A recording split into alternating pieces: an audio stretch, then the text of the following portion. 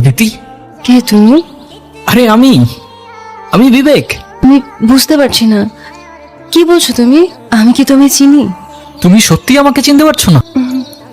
ওকে, but তুমি এখানে কিভাবে? 3 বছর হয়ে গেছে, তুমি তো... আমি আমি কি? এক সেকেন্ড, উঠো উঠো, তাড়াতাড়ি উঠো, কেউ দেখার আগে যেতে হবে এখান থেকে তাড়াতাড়ি।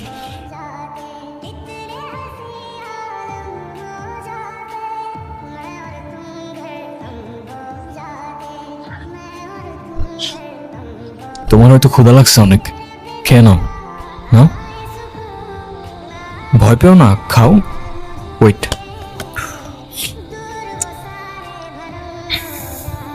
এবার ঠিক আছে? তোমার কি আসলেই কিছু মনে পড়ছে না? বিশ্বাস করো, আমি অনেক চেষ্টা করছি, কিছুই মনে করতে পারতেছি না।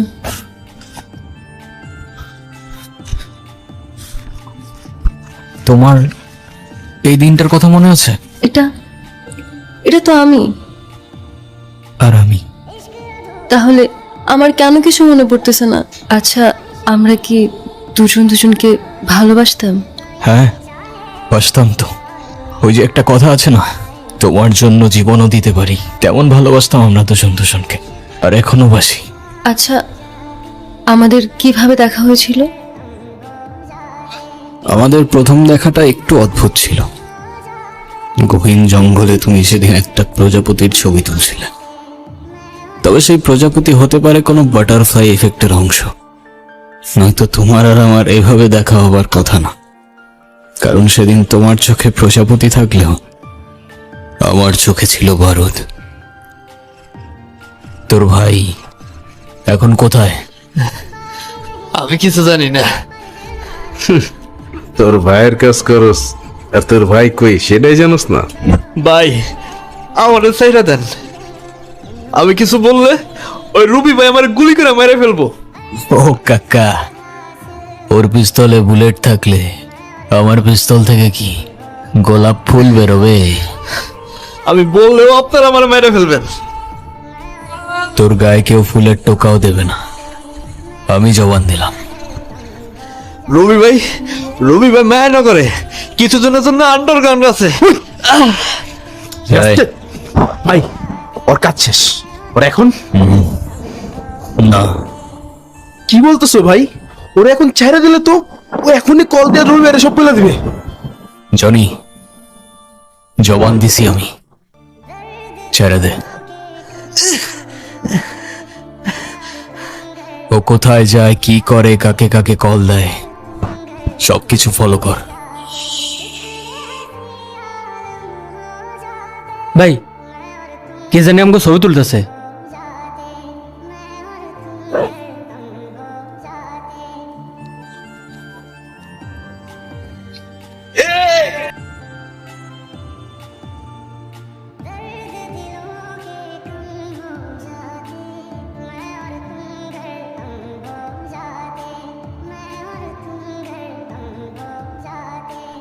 ভাই পাইছো?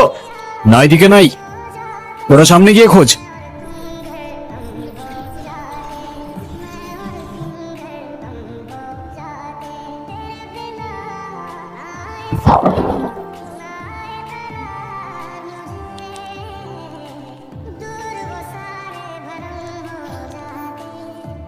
প্রথম দেখায় এত ট্র্যাজেডি? তুমি আমাদের স্টোরি বলতেছো নাকি কোনো সিনেমার গল্প? আইডিয়াটা খারাপ না, টু বি অনেস্ট। এই গল্পে সিনেমা বানালে সুপার হিট হবে, নো ডাউট। আচ্ছা, তারপর তারপর কি হলো? এখন আর না, আজকে অনেক ট্র্যাজেডি আছে, কালকে লাভ স্টোরি শোনাবো। তুমি এখন রেস্ট করো, আমি সোফায় ঘুমাচ্ছি। আর হ্যাঁ, যাই হোক না কেন আমাকে না বলে কোথাও যাবা না, ওকে? ওকে।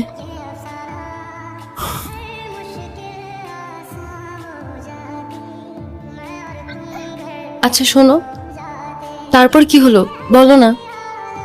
তারপর তারপর আমাদের আবার দেখা হলো।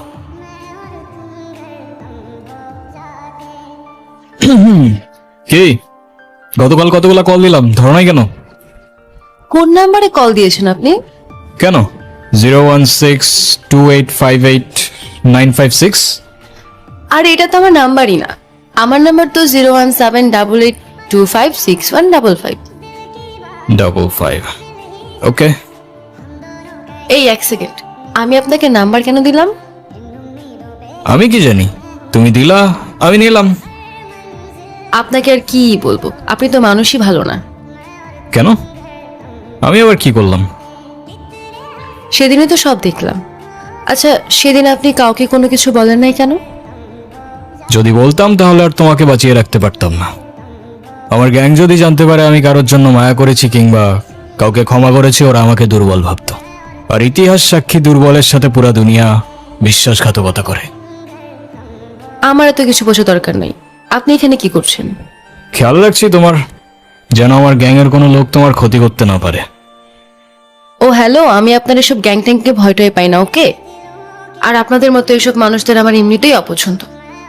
কেন বলো তো? কারণ কারণ আপনি আমার ফোন নিয়ে গেছেন।